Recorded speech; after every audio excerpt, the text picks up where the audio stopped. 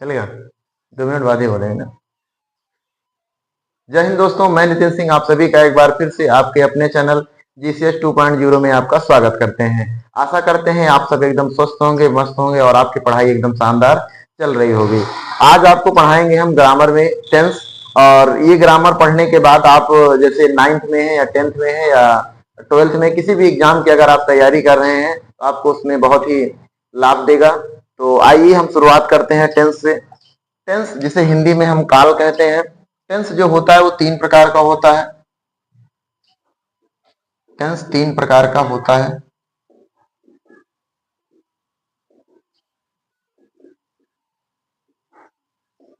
Tense यानी काल, ऐसे कहें समय। समय 3 प्रकार का होता है, एक वर्तमान, एक भूत, एक भविष्य। इंग्लिश में कहें हम तो प्रेजेंट टेंस, प्रेजेंट टेंस, और दूसरा हमारा है पास्ट टेंस, और तीसरा हमारा आता है future tense. Future tense. Present tense अगर हम हिंदी में बात करें तो वर्तमान काल जो चल रहा है, वर्तमान काल। पास्ट टेंस भूतकाल, और फ्यूचर टेंस भविष्य काल। जैसे अगर कहें वर्तमान काल क्या है तो 2025 चल रहा है, ये वर्तमान है। पिछले वर्ष 2024 था, ये हमारा भूतकाल था। यानी जो समय बीत गया हो वो भूतकाल, और जो समय आने वाला होता है वो भविष्यकाल। जैसे 2030 आने वाले समय में आएगा तो हमारा भविष्यकाल होगा। याद रखना, प्रत्येक ऐसे लिखेंगे हम नोट। प्रत्येक टेंस के 4 भाग होते हैं। प्रत्येक टेंस के 4 भेद होते हैं। अतः भाई 3 टेंस हैं, तीनों के 4 भेद रहेंगे, तो 3 × 4 यानी 12 टेंस होते हैं। 12 टेंस होते हैं, जिसमें से आपका पहला आएगा भेद। अगर हम भेद देखें तो पहला भेद होता है हमारा इंडेफिनिट, इंडेफिनिट टेंस, और दूसरा होता है हमारा continuous tense.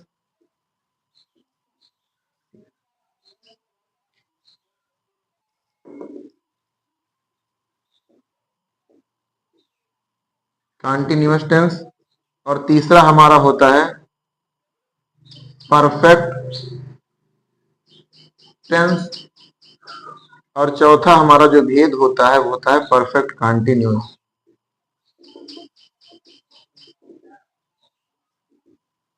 Perfect continuous tense, ये 4 भेद होते हैं।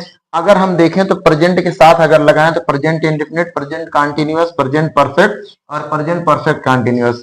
और अगर पास्ट के साथ लगाएं तो past indefinite, past continuous, past perfect, past perfect continuous. और फ्यूचर के साथ अगर देखें तो फ्यूचर इंडेफिनिट, फ्यूचर कॉन्टिन्यूअस, और future perfect, future perfect continuous. अब आपको हम पहले टेंस में चलते हैं, present indefinite tense.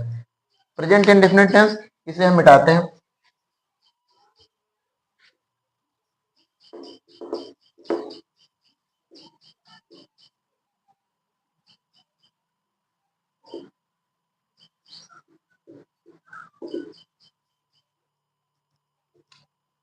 Present indefinite,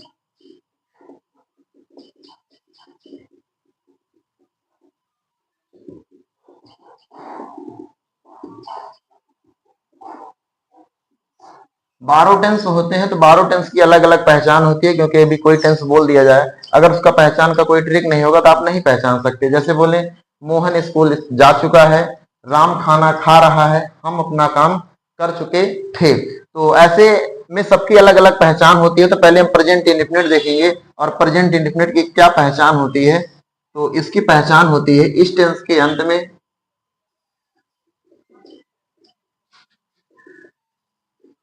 इस टेंस के अंत में ता है, ती है, ते है, ता हूं आदि शब्द आते हैं। आदि शब्द आते हैं। एग्जाम्पल, जैसे हम कह दें वह स्कूल जाता है, वह स्कूल जाता है। एग्जाम्पल, वह स्कूल जाता है। तो जो लास्ट में हम देखेंगे तो ता है आएगा। सीता स्कूल जाती है, सी है आएगा। मैं खाना खाता हूं, ताहू आएगा। याद रखना जो ता ती ते आएगा ये हमेशा वर्ब के साथ जुड़ा रहेगा। अगर वर्ब के साथ नहीं जुड़ा और ऐसा कोई टेंस आ गया जिसमें ता ती ते है तो, लेकिन उसमें वर्ब के साथ नहीं जुड़ा, वो प्रेजेंट इंडेफिनिट नहीं होगा। जैसे बोल दिया जाए अपवाद में,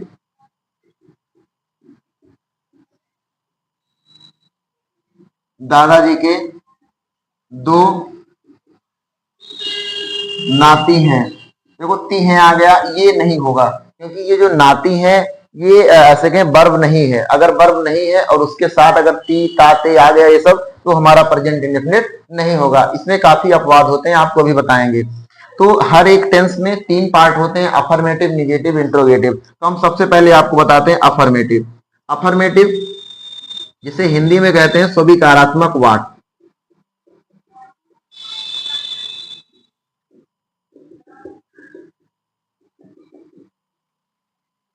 स्वीकारात्मक वाक्य, स्वीकारात्मक वाक्य, इसमें ना निगेटिव रहेगा ना इंट्रोगेटिव रहेगा। जैसे हर एक वाक्य को स्वीकार किया जाएगा। जैसे आपको अगर पहले कहें इसका रूल क्या होगा, तो याद रखना हमेशा है देख के हम लोग इजय मार लगा देते हैं। जैसे वह स्कूल जाता है तो he is go to school. तो सबसे पहला नियम हमारा यही होता है कि इज एम आर का प्रयोग हम इसमें नहीं करते हैं। तो है देख के आप इज एम आर का प्रयोग कर दो, प्रयोग नहीं करते हैं। और रूल नंबर टू हमारा ये कहता है कि एक वचन कर्ता के साथ, एक वचन कर्ता के साथ वर्ब की फर्स्ट फॉर्म में एस या ईएस लगाते हैं तथा बहुवचन कर्ता कौन कौन होते हैं, आई, बी, यू, दे के साथ नहीं लगाते, के साथ एस या ईएस नहीं लगाते, ईएस नहीं लगाते हैं। अगर इसका हम स्ट्रक्चर लिखें तो हो जाएगा हमारा सब्जेक्ट प्लस वर्ब की फर्स्ट फॉर्म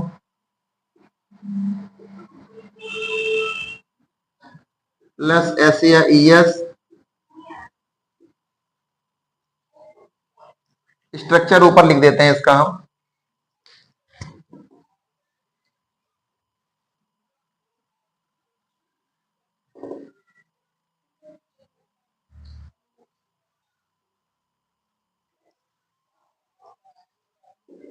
इसका स्ट्रक्चर लिखें अगर, तो सब्जेक्ट प्लस वर्ब की फर्स्ट फॉर्म प्लस एस या ईएस आवश्यकता अनुसार,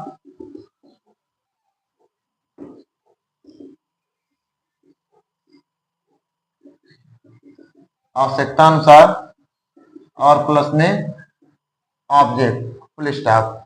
जैसे आपको कोई एग्जांपल दे दें,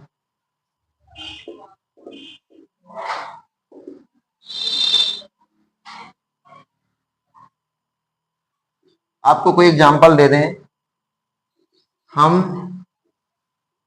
खाना खाते हैं, ये स्वीकारात्मक वाक्य है। तो हम की अंग्रेजी बी होती है, यानी सबसे पहले सब्जेक्ट और उसके बाद वर्ब। वर्ब क्या है, यानी क्रिया खाना। तो खाना का क्या होता है, ईट। और इसके साथ एस या ईएस नहीं लगेगा क्योंकि हम बहुवचन है।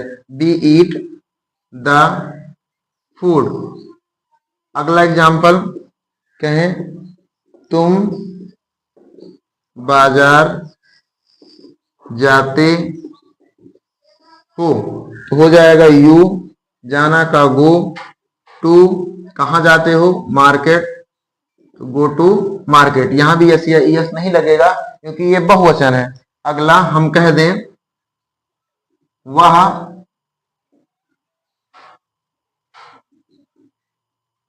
वह अपना पाठ याद करता है। हो जाएगा सबसे पहले ही, याद करना का लर्न होता है, एस या ई एस लगाएंगे, लर्न, हिज लेसन, ही के साथ ही अपना की अंग्रेजी हिज लगती है। आगे एक वाक्य आपको दे रहे हैं, आप बताइएगा। मैं दिल्ली जाता हूं, ये आप बताइए हमें।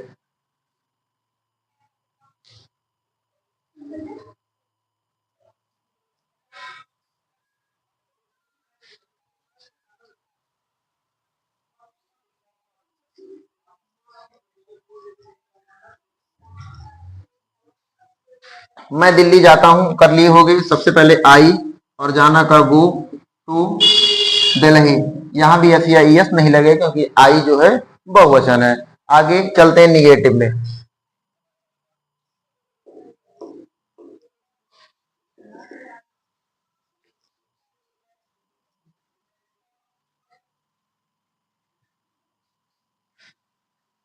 निगेटिव सेंटेंस,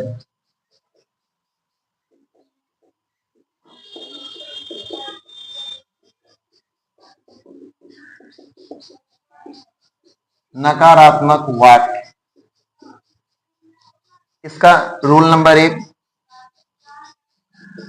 यदि वाक्य नकारात्मक हो, यदि वाक्य नकारात्मक हो तो करते क्या है, एक वचनकर्ता के साथ, एक वचनकर्ता के साथ, एक वचनकर्ता के साथ डज नॉट, तथा बहुवचनकर्ता, बहुवचनकर्ता,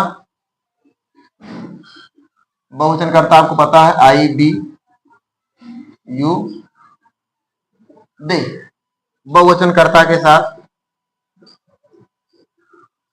डू नॉट का प्रयोग करते हैं, प्रयोग करते हैं। अगर इसका स्ट्रक्चर देखें हम कैसे लिखा जाएगा, तो सबसे पहले सब्जेक्ट रहता है और उसके बाद डू या डज, सबसे पहले डज या डू और इसी के बाद नॉट, फिर वर्ब की फर्स्ट फॉर्म। अब यहाँ एस या ई एस नहीं लगाएंगे, वर्ब की फर्स्ट फॉर्म और प्लस में हमारा क्या रहेगा, ऑब्जेक्ट। ठीक है, जैसे कोई एग्जांपल दें, तुम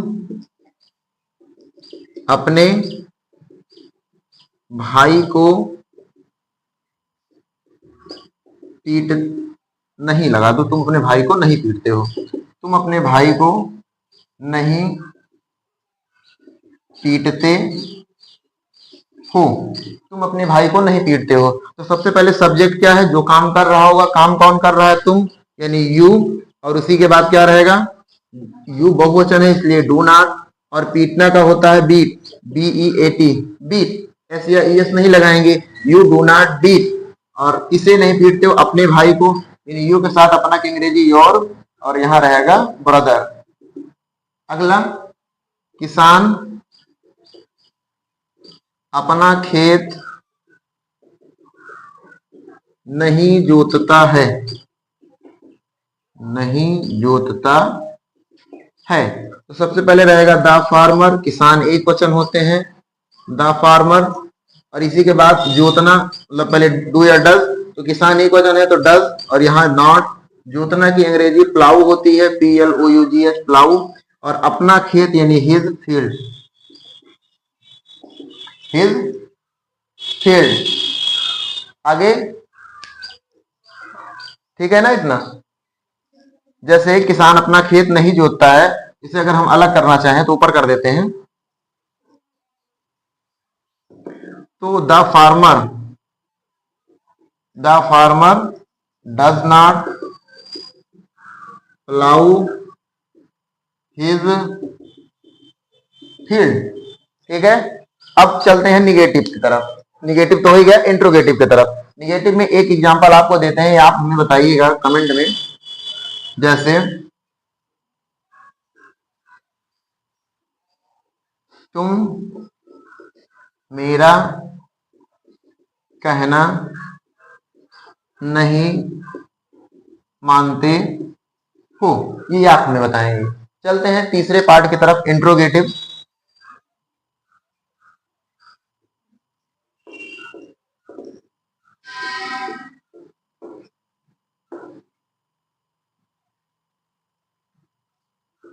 इंट्रोगेटिव,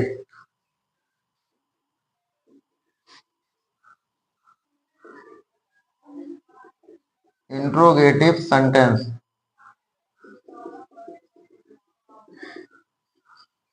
प्रश्नवाचक वाक्य।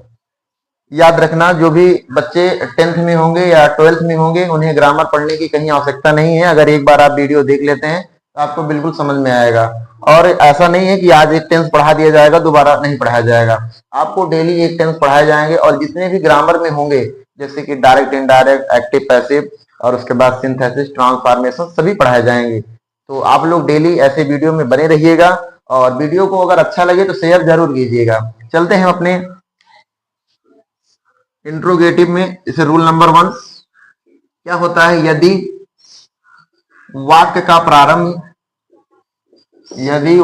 प्रारंभ, क्या शब्द से हो तो, क्या शब्द से हो तो करते क्या है, हम क्या की अंग्रेजी नहीं लिखते, लेकिन जब भी वाक्य में क्या बीच में आ जाएगा तब हम क्या की मीनिंग लिखेंगे। तो जब वाक्य क्या प्रारंभ में आएगा तो क्या की मीनिंग नहीं लिखते हैं, डू या डज में से कोई एक लगाएंगे। जो एक वचन कर्ता के साथ बीच में लगाते थे वही हम पहले लगा देंगे। जैसे सबसे पहले क्या रहेगा, डू या डज, और फिर सब्जेक्ट, और फिर रहेगा हमारा वर्ब की फर्स्ट फॉर्म, और फिर रहेगा हमारा ऑब्जेक्ट लास्ट में क्वेश्चन मार्क। साथ साथ एग्जाम्पल भी आपको बताते चलेंगे। एग्जाम्पल में जैसे क्या वह स्नान करता है, तो क्या की अंग्रेजी नहीं लिखेंगे। बताइए, ही के साथ क्या लगाते थे, यानी एक वचन कर्ता के साथ डज, तो हम डज सबसे पहले लगा देंगे। डज ये क्या का काम करेगा, डज ही, और स्नान करना ये हमारा वर्ब है, ये नहीं कि आप डू लगाओगे। स्नान करना एक साथ होता है, यानी होता है बात, ठीक है। तो डज ही बात, लास्ट में क्वेश्चन मार्क। दूसरा नियम नंबर दूसरा हमारा क्या कहता है, यदि प्रश्नवाचक शब्द वाक्य के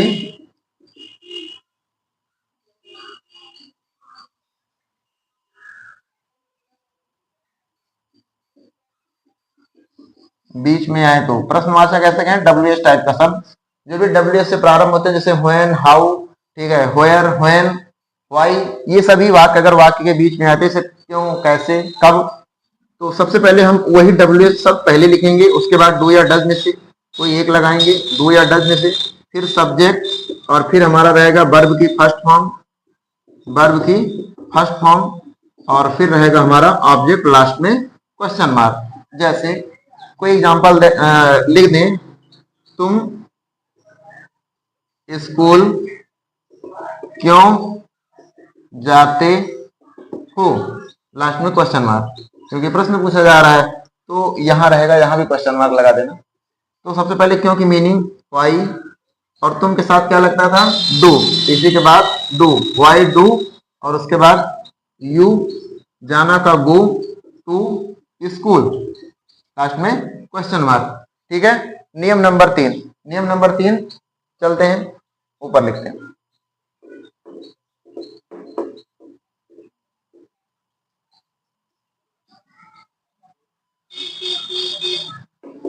नियम नंबर 3 जैसे कहा जाए, यदि प्रश्नवाचक वाक्य नकारात्मक हो तो करते क्या है, हम सबसे पहले WH टाइप का अगर शब्द है तो लगाएंगे ही लगाएंगे, इसी के जस्ट बाद डू या डज, और इसी के बाद सब्जेक्ट, और सब्जेक्ट के बाद हम नॉट या नेवर लगा देते हैं। अगर कभी नहीं है तो नेवर, और नहीं है तो नॉट, और इसी के बाद हमारा रहता है वर्ब की फर्स्ट फॉर्म, और प्लस में ऑब्जेक्ट, लास्ट में क्वेश्चन मार्क। जैसे एग्जांपल दे दिया जाए,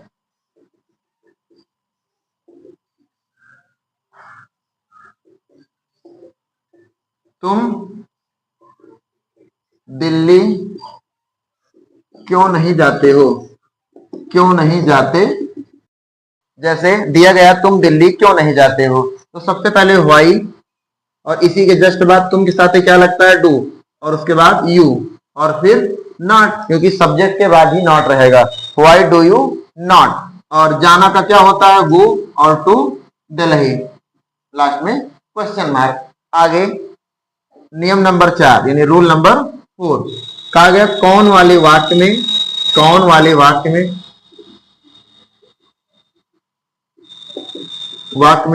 सब्जेक्ट नहीं होता है, सब्जेक्ट नहीं होता है। जैसे कोई एग्जांपल दे दें आपको, पहले इसका स्ट्रक्चर क्या होगा, हु, और हु के बाद डू या डज, और फिर हमारा सब्जेक्ट नहीं रहेगा, वर्ब की फर्स्ट फॉर्म, वर्ब की फर्स्ट फॉर्म और प्लस में ऑब्जेक्ट, लास्ट में क्वेश्चन मार्क। अगर वाक्य निगेटिव हो तो हम यही डू या डज के बाद नॉट लगा देंगे।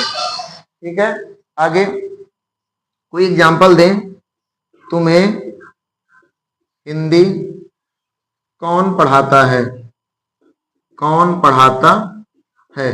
तो सबसे पहले कौन की मीनिंग हु, और उसके बाद डू या डज में से, यानी जो पढ़ाता है वो एक वचन होता है, हु डज, और उसके बाद पढ़ाना का क्या होता है, टीच, और उसके बाद यू हिंदी, और या आप इसे ऐसे कर सकते हो, टीच हिंदी यू। ठीक है, तो ये हमारा हो जाएगा। अब एक एग्जांपल आपको देते हैं हम, आप हमें बताएंगे, वह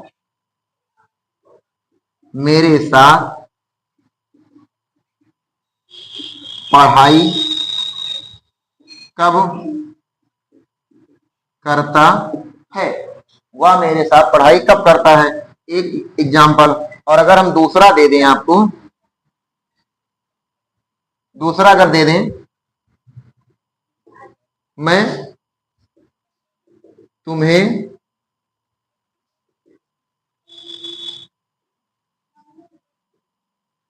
खाना,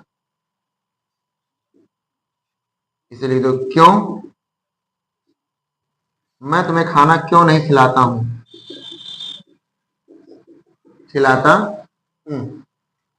तो ये आप हमें कमेंट में बताएंगे, और इसी टेंस में थोड़ा सा अपवाद होता है, वो भी आपको जरूर बताएंगे हम, ताकि आपको कहीं दिक्कत ना रहे। ये आप हमें दोनों कमेंट में बताएंगे, और आपको हम एक बताते हैं अपवाद।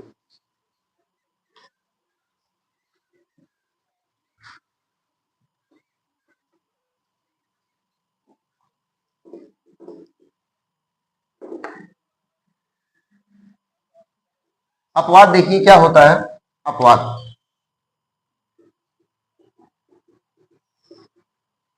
जैसे अगर बोल दिया जाए, वह खाना खाया करता है, ऐसे कह दें, घोड़े, घोड़े